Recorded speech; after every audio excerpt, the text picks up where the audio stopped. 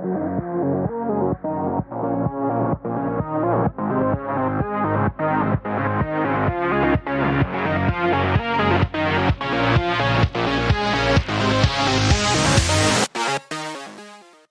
5 years old, yeah, definitely replaced the rollers.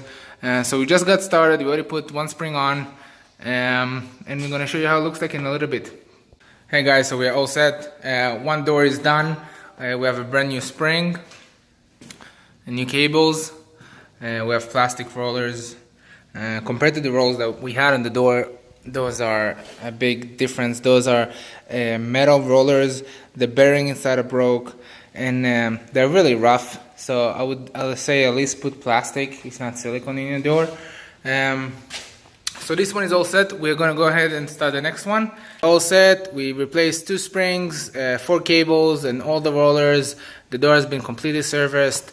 The doors are in good condition. And next time that something will have to be replaced is the garage door openers, but they work and they're fine for now. Let me show you how they work.